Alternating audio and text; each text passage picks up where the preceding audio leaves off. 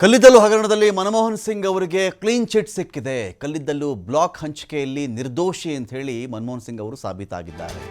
ಏನು ವಿಚಾರ? 2004ರಿಂದ 2009 ಮನಮೋಹನ್ ಸಿಂಗ್ ಅವರು ಪ್ರಧಾನಮಂತ್ರಿ ಆಗಿದ್ದಾಗ ಏನಾಯಿತು ಅಂತ ಹೇಳಿದ್ರೆ ಅವರು ಈ ಕೋಲ್ ಪೋರ್ಟ್ಫೋಲಿಯೋವನ್ನು ಕೂಡ ಹ್ಯಾಂಡಲ್ ಮಾಡ್ತಾ ಇದ್ದಾರೆ. ಕಲ್ಲಿದ್ದಲು ಖಾತೆಯನ್ನು ಕೂಡ ಪ್ರಧಾನಮಂತ್ರಿಗಳಾಗಿದ್ದ ಅವತ್ತಿನ ಪ್ರಧಾನಿಯಾಗಿದ್ದಂಥ ಮನಮೋಹನ್ ಸಿಂಗ್ ಅವರು ಹ್ಯಾಂಡಲ್ ಮಾಡ್ತಾ ಇದ್ದರು. ಒಂದು ದೊಡ್ಡ ಆರೋಪ ಹೊರಿಸ್ಬಿಟ್ರು ಅವ್ರ ಮೇಲೆ. ಏನಂತ? ತುಂಬ ವರ್ಷಗಳಾದ ಮೇಲೆ ಈ ಕೋಲ್ ಬ್ಲಾಕ್ ಹಂಚಿಕೆಯಲ್ಲಿ ತಲಾಬೀರಾ 2 ಅಂಥೇಳಿ ಈ ಒಂದು ಕೋಲ್ ಬ್ಲಾಕ್ ಇತ್ತಲ್ಲ, ಕಲ್ಲಿದ್ದಲು ಗಣಿ ಹಂಚಿಕೆ ಮಾಡಬೇಕಾಗಿತ್ತಲ್ಲ, ಅದರಲ್ಲಿ ಖಾಸಗಿಯವರಿಗೆ ಇವರು ಹರಾಜಿಲ್ಲದೆ ಹಂಚಿಕೆ ಮಾಡಿಬಿಟ್ಟಿದ್ದಾರೆ ಅಂದರೆ ಈಗ ಮನಮೋಹನ್ ಸಿಂಗ್ ಅವರು ಅಂಥೇಳಿ ದೊಡ್ಡ ಒಂದು ಆರೋಪ ಅವ್ರ ಮೇಲೆ ಬಂತು. ನರೇಂದ್ರ ಮೋದಿ ಅವರ ಆದಿಯಾಗಿ BJP ಎಲ್ಲರೂ ಕೂಡ ಕೋಲ್ ಬ್ಲಾಕ್, ಕೋಲ್ಗೇಟ್ ದೊಡ್ಡ ಸ್ಕ್ಯಾಮ್ ಮಾಡಿಬಿಟ್ಟಿದ್ದಾರೆ. 2G ದೊಡ್ಡ ಚರ್ಚೆ ಇದು. ಏನಂತ? ಕಲ್ಲಿದ್ದಲು ಹಗರಣದಲ್ಲಿ ಇವರೆಲ್ಲ ಇದ್ದಾರೆ, ಇವರ ಹತ್ರ ಹಗರಣ ಮಾಡಿಬಿಟ್ರು ಅಂಥೇಳಿ ರಾಜಕೀಯವಾಗಿ ಯಥೇಚ್ಛವಾಗಿ ಲಾಭನೂ ಆಯಿತು BJPಗೆ. ಅದು ಬೇರೆ ವಿಚಾರ.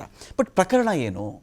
ಈ ವ್ಯಕ್ತಿಗೆ ಏನು ಮಾಡಿಬಿಟ್ರೆ ಅವತ್ತಿಗೆ ಇವರು ಈ ಥರ ಕಲ್ಲಿದ್ದಲು ಬ್ಲಾಕ್ ಹಂಚಿಕೆಯಲ್ಲಿ ಒಂದು ರೀತಿಯಲ್ಲಿ ಇವರು ಫೇವರ್ ಮಾಡಿಬಿಟ್ಟಿದ್ದಾರೆ ಖಾಸಗಿಯವರಿಗೆ ಫೇವರ್ ಮಾಡಿಬಿಟ್ಟು ಎಕ್ಸ್ಚೆಕರ್ಗೆ, ಸರ್ಕಾರದ ನಿಧಿಗೆ ದೊಡ್ಡ ಮಟ್ಟದ ಕೊರತೆ ಮಾಡಿಬಿಟ್ರು ಇವರು.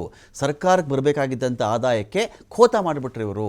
ಸರ್ಕಾರಕ್ಕೆ ಬರೋ ಆದಾಯ ಪ್ರೈವೇಟರ್ಗೆ ಹೊಟ್ಟೋಯ್ತು ಇಲ್ಲಿ ಅಂಥೇಳಿ ದೊಡ್ಡ ಮಟ್ಟದ ಗುಲ್ಲೆದ್ದೇಳ್ತು. CBI ಕೂಡ ಒಂದು ಕೇಸ್ ಹಾಕ್ಬಿಡ್ತೀವಿ ಇವ್ರ ಮೇಲೆ. ಹೌದು ಇವ್ರು ಮಾಡಿಬಿಟ್ಟಿದ್ದಾರೆ, ಹಾಗೆ ಹೀಗೆ ನಾವು ಚೆಕ್ ಮಾಡಬೇಕು, ತನಿಖೆ ಮಾಡಬೇಕು ಅಂಥೇಳಿ ಖುದ್ದು CBI ಹೇಳಿಬಿಡ್ತು, ಇಲ್ಲ ಸ್ವಾಮಿ, ನಮ್ಮ ಬಳ್ಳಿನಲ್ಲಿ ಡಾಕ್ಟರ್ ಮನಮೋಹನ್ ಸಿಂಗ್ ಅವರು ತಪ್ಪು ಮಾಡಿದ್ದಾರೆ ಅಂತ ಹೇಳುವುದಕ್ಕೆ ಯಾವ ಸಾಕ್ಷಿ ಕೂಡ ನಮಗೆ ಸಿಕ್ಕಲಿಲ್ಲ.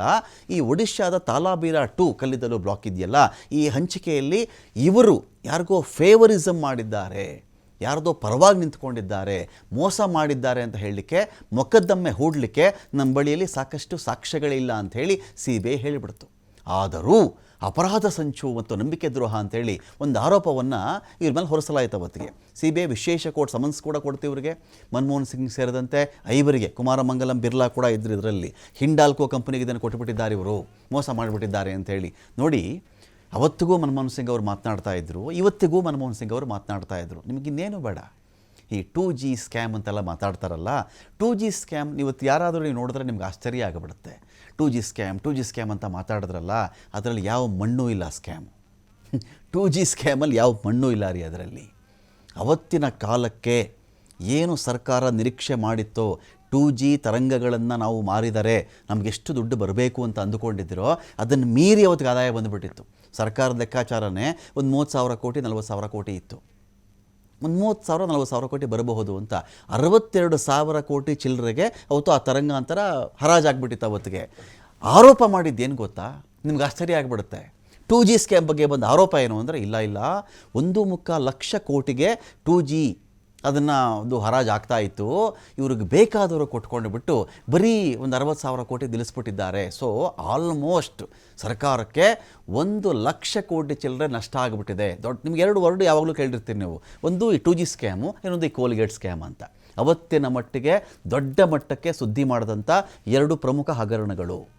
ಸೊ 2Gಲಿ ನಿಮ್ಗೆ ಆಶ್ಚರ್ಯ ಆಗುತ್ತೆ. ಅವತ್ತು ಹೇಳ್ಕೊಂಡ್ರು, ಇಲ್ಲಪ್ಪ, ಸರ್ಕಾರ ನಿರೀಕ್ಷೆ ಮಾಡಿದ್ದಕ್ಕಿಂತ ಜಾಸ್ತಿನೇ ಹಣ ಬಂತು ಅದರಲ್ಲಿ ಅಂಥೇಳಿ ಮನಮೋಹನ್ ಸಿಂಗ್ ಅವರಾದಿಯಾಗಿ ಎಲ್ಲರೂ ಹೇಳಿಬಿಟ್ರು. ಮೊನ್ನೆ 5G ಹರಾಜು ಆಯ್ತಲ್ಲ, ನೀವು ಇದ್ರದ್ದೊಂದು ಲಾಜಿಕ್ ನೋಡ್ಕೊಳ್ಳಿ ನೀವು, ಎಷ್ಟು ಇಂಟ್ರೆಸ್ಟಿಂಗ್ ಇದೆ ಅಂಥೇಳಿ. 5G 1.5 ಲಕ್ಷ ಕೋಟಿಗೆ ಹರಾಜು ಆಯ್ತು ರೀ. ನಿಮ್ಗೆ 2008 ಕಾಲದ 7 ಕಾಲದ 2G ಇವ್ರ ಪ್ರಕಾರ 1.25 ಲಕ್ಷ ಕೋಟಿಗೆ ಹರಾಜಾಗುವುದಾದರೆ, ತೀರಾ 2-3 ವರ್ಷ ಮುಂಚೆ ಅಥವಾ ಹಿಂದಕ್ಕೆ 5G ಹರಾಜಾದರೆ ಒಂದು 5 ಲಕ್ಷ ಕೋಟಿ ಬರಬಾರ್ದೇನ್ರಿ 5Gಗೆ? 2Gಗೆ 1.25 ಲಕ್ಷ ಕೋಟಿ ಹೇಳಿದರೆ 2007-8 ಕಾಲಕ್ಕೆ ಅವತ್ತಿನ ಬಜೆಟ್ಟು, ಅವತ್ತಿನ ಗಾತ್ರ, ರುಪಿ ವ್ಯಾಲ್ಯೂ, ಡಾಲರ್ ವ್ಯಾಲ್ಯೂ, ಅವತ್ತಿಗೆ ಇನ್ಫ್ಲೇಷನ್ನು ಅದು ಚೆಕ್ ಮಾಡ್ಕೊಂಡು 1.25 ಲಕ್ಷ ಕೋಟಿ ಅಂತ ಇವ್ರು ಹೇಳುವುದಾದರೆ, 5Gಗೆ ಒಂದು 5 ಲಕ್ಷ ಕೋಟಿ, ಒಂದು 6 ಲಕ್ಷ ಕೋಟಿ ಬರಬಾರ್ದಾಗಿತ್ತಾ? ಅದು ಹರಾಜಾಗಿದೆ 1.5 ಲಕ್ಷ ಕೋಟಿಗೆ, ತೀರಾ ಮೊನ್ನೆ. ಅಂದರೆ ಸುಳ್ಳು ಆರೋಪ ಅಲ್ವಾ ಇದು? CAG ಆ ಥರದೊಂದು ರಿಪೋರ್ಟ್ ಕೊಟ್ಬಿಟ್ರು, ದೊಡ್ಡದಾಗಿ ಲಾಸ್ ಆಗಿಬಿಟ್ಟಿದೆ ಅಂತ. ಇದಾಯಿತಾ? ಇವತ್ತಿಗೆ ನೋಡಿ ಕೋಲ್ ಸ್ಕ್ಯಾಮ್. ಯಾವಾಗಲೂ ಮನಮೋಹನ್ ಸಿಂಗ್ ಅವರ ಒಂದು ಲಾಸ್ಟ್ ಪ್ರೆಸ್ ಮೀಟು ನಮಗೆ ಬಹಳ ಗಮನ ಸೆಳೆಯುತ್ತದು, ತುಂಬ ಗಮನ ಸೆಳೆಯುತ್ತೆ. ಇವತ್ತಿಗೆ ಯಾವ್ಯಾವುದೋ ನರೇಷನ್ಗಳ ಮೇಲೆ ನನ್ನ ಮೇಲೆ ಏನೇನೋ ಮಾಡ್ತಾ ಇದ್ದಾರೆ, ನನ್ನ ಮೇಲೆ ಏನೇನೋ ಆರೋಪಗಳನ್ನ ಹೊರಿಸ್ತಾ ಇದ್ದಾರೆ, ಆದರೆ ಇತಿಹಾಸ ನನ್ನ ಪಾಲಿಗೆ ಕರುಣಾಮಯಿಯಾಗಿರುತ್ತೆ, ನೋಡ್ತಾ ಇರಿ ಅಂತ ಹೇಳಿದರು ಅವರು. History will be kinder to me. History ಇತಿಹಾಸ ನನ್ನನ್ನು ಕರುಣಾಮಯಿಯನ್ನಾಗಿ ನೋಡುತ್ತೆ. ಇತಿಹಾಸ ನನ್ನ ಪಾಲಿಗೆ ಒಂಥರ ಆದರ್ಶಪಾವಿ ನನ್ನನ್ನು ಕಾಣುತ್ತೆ ನೋಡಿ ಅಂತ ಹೇಳಿದರು. ಬಹುಶಃ ಅವರು ದಿವಂಗತರಾದ 2 ವರ್ಷಗಳ ನಂತರದಲ್ಲಿ ಈ ಮಾತು ನಿಜ ಆಗ್ತಾ ಇದೆ. ಎಂಥ ಸ್ಕ್ಯಾಮು ನಡೆದಿರಲಿಲ್ಲ ಇದರಲ್ಲಿ, ಕೋಲಲ್ಲಿ. ಇವತ್ತು ಹೇಳ್ತಾ ಇದ್ದಾರೆ ಅವರೇನೂ ತಪ್ಪು ಮಾಡಿಲ್ಲ. ಮೊದಲೇ ಹೇಳಿಬಿಟ್ರು ಸಿ ಬಿ ಐನವರು. ಈ ಸಿ ಬಿ ಐನವ್ರು ಹೇಳಿದ್ದು ಯಾವಾಗ? ಇದು ಇಂಟ್ರೆಸ್ಟಿಂಗು. 2016 ಸುಮಾರಿಗೆ ಹೇಳಿದ್ರು ಅವರು. ಇವರು 2004-09 ಸುಮಾರಲ್ಲಿ ಈ ಥರದೊಂದು ಸ್ಕ್ಯಾಮ್ ಮಾಡಿಬಿಟ್ಟಿದ್ದಾರೆ ಅಂತ ಹೇಳಿದ್ದು ಯಾವಾಗಿಂದ? 2012ರಿಂದ. ಆಗಿನ್ನೂ ಇದೇ ಯು ಪಿ ಎದ 2ನೇ ಸರ್ಕಾರ ನಡೀತಾ ಇತ್ತು, UPA 2 ನಡೀತಾ ಇತ್ತು. ಮನಮೋಹನ್ ಸಿಂಗ್ ಅವರೇ ಪ್ರಧಾನಿಯಾಗಿದ್ದರು. ದೊಡ್ಡ ಮಟ್ಟಕ್ಕೆ 2G ಬಗ್ಗೆನೂ ಮಾತಾಡಿಬಿಟ್ರು, ದೊಡ್ಡ ಮಟ್ಟಕ್ಕೆ ಕೋಲ್ ಸ್ಕ್ಯಾಮ್ ಅಂತಾರೆ, ಕೋಲ್ ಗೇಟ್ ಫೇಮಸ್ ಅವತ್ತಿಗೆ ಮಾತಾಡಿಬಿಟ್ರು. ಆ ನಂತರ ಸರ್ಕಾರ ಬಿದ್ದು ಹೋಯಿತು, ಬೇರೆ ಒಂದು ಸರ್ಕಾರ ಬಂತು. ಅಂದರೆ ಅದು ಟರ್ಮ್ ಮುಗಿದಿತ್ತು, ಇನ್ನು ಮೋದಿಯವ್ರ ಸರ್ಕಾರ ಬಂದ ಮೇಲೆ ಆಲ್ಮೋಸ್ಟ್ 2015-16 ಸುಮಾರಿಗೆ CBI ಏನು ಹೇಳಿದ್ರು ಗೊತ್ತಾ? ಮನಮೋಹನ್ ಸಿಂಗ್ ಅವ್ರ ಮೇಲೆ ಪ್ರೂವ್ ಮಾಡೋಕ್ಕೆ ನಮ್ಮ ಬಳಿ ಸಾಕ್ಷಿನೇ ಇಲ್ಲ ಅಂತ. ಮತ್ತು ಫೇಕ್ ಅಲಿಗೇಷನ್ಸ್ ಮಾಡಿಕೊಂಡು ಫೇಕಾಗಿ ಇಂಥ ವ್ಯಕ್ತಿಯ ಮೇಲೆ ಮಾತನಾಡ್ಬಿಟ್ರೆ ಅವತ್ತಿಗೆ ನರೇಷನ್ಸ ಇದು ಯಾವುದೂ ಸ್ಕ್ಯಾಮೇ ಆಗಿಲ್ಲ ಅಂತ ನಾವಿಲ್ಲಿ ಮಾತಾಡ್ತಾ ಇಲ್ಲ. ಈ ವ್ಯಕ್ತಿ ಮೇಲೆ ಮಾಡಿದಂಥದ್ದಿತ್ತಲ್ಲ. ನೀವು ನೋಡಿ, ಸರ್ಕಾರ, ದೇಶ, ಪ್ರಧಾನಿಗಳು ಯಾರೆಲ್ಲ ಏನೇ ಬಂದಿರಲಿ, ಮನಮೋಹನ್ ಸಿಂಗ್ ಅನ್ನೋ ಒಬ್ಬ ವ್ಯಕ್ತಿ ಇದ್ದಾರಲ್ಲ, ಅವರು ಬೇರೆ. ಈ ವ್ಯಕ್ತಿ ರಾಜಕೀಯವಾಗಿ ಇವರನ್ನು ನಾವು ರಾಜಕೀಯದ ಲೇಪ ಹಚ್ಚಿ ಇಂಥ ವ್ಯಕ್ತಿನ ಈ ದೇಶ ನೋಡಬಾರ್ದಾಗಿತ್ತು ಅಂತ ಅಷ್ಟೇ. ಬೇರೆ ಇದ್ದೇ ಇರುತ್ತೆ ಬಿಡಿ. ಈ ಪ್ರಧಾನಮಂತ್ರಿಗಳು ಅವ್ರ ಮೇಲೆ ಹೇಳ್ತಾರೆ, ಇವ್ರ ಮೇಲೆ ಹೇಳ್ತಾರೆ, ಆಡಳಿತ ಪಕ್ಷ ವಿರೋಧ ಪಕ್ಷ ಇದ್ದೇ ಇರುತ್ತೆ. ಈ ವ್ಯಕ್ತಿ ಎಷ್ಟು ಓದ್ಕೊಂಡಿದ್ದಾರೆ ಅಂತ ನಾವು ಚೆಕ್ ಮಾಡಬೇಕು ಅಂದರೆ ಒಂದು 3 ಪೇಜ್ ಬೇಕ್ರಿ. ಅವತ್ತು ಬರೀ ಡಿಗ್ರಿಗಳು ಓದಲಿಕ್ಕೇ 3 ಪೇಜು 4 ಪೇಜು ಆಗುತ್ತೆ. ಅಂಥ ಒಬ್ಬ ವ್ಯಕ್ತಿಯ ಬಗ್ಗೆ ಈ ಥರದ್ದು ಇಲ್ಲ ಸಲ್ಲದ್ದು ಹೇಳಿ ಆಮೇಲೆ CBIಯೇ ನಮ್ಮ ಬಳಿ ಸಾಕ್ಷಿ ಇಲ್ಲ ಅಂತ ಹೇಳ್ತು.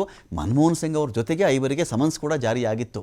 ಇದನ್ನು ವಿರೋಧ ಮಾಡಿಕೊಂಡೇ ಮನಮೋಹನ್ ಸಿಂಗ್ ಅವರು ಮೇಲ್ಮನವಿ ಹೋಗಿದ್ದರು. ಕಳೆದ ಬುಧವಾರ ಈ ಪ್ರಕರಣವನ್ನು ಸುಪ್ರೀಂ ಕೋರ್ಟ್ ಕೈಗೆತ್ತಿಕೊಂಡಿತ್ತು. CJI ಸೂರ್ಯಕಾಂತ್ ನೇತೃತ್ವದ ತ್ರಿಸದಸ್ಯ ಪೀಠದಲ್ಲಿ ವಿಚಾರಣೆ ಆಯಿತು.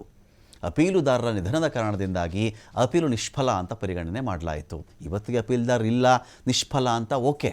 ಬಟ್ 2016ನಲ್ಲೇ ಹೇಳಿಬಿಡ್ತಲ್ಲ CBI ಏನೂ ಸಾಕ್ಷ್ಯ ಇಲ್ಲ ನಮ್ಮ ಬಳಿ ಅಂಥೇಳಿ. ಹಾಗಾದರೆ ಸುಮ್ಮನೆ ಆರೋಪ ಮಾಡಿದ್ದ?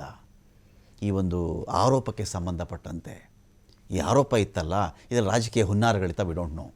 CBI ಕ್ಲೋಷರ್ ವರದಿಯನ್ನು ಅಂಗೀಕರಿಸಿ ಸಮನ್ಸ್ ಆದೇಶ ರದ್ದುಗೊಳಿಸಲಾಗಿದೆ. ಕ್ಲೋಷರ್ ವರದಿ ಏನು ಹೇಳಿ? ಎಲ್ಲ ನಾವು ತನಿಖೆ ಮಾಡಿಬಿಟ್ಟಿದ್ದೀವಿ, ನಮ್ಮ ಹತ್ರ ಸಾಕ್ಷಿ ಇಲ್ಲ, ಇದೇನೂ ಇಲ್ಲ, ಕೇಸು ಖಾಲಿ ಡಬ್ಬ ಇದು.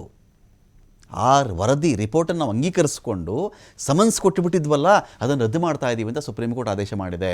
ಮನಮೋಹನ್ ಸಿಂಗ್ ಅವರು ನಿರ್ದೋಷಿ ಅಂಥೇಳಿ ಸುಪ್ರೀಂ ಕೋರ್ಟ್ ಇಲ್ಲಿ ಘೋಷಣೆ ಮಾಡಿದೆ.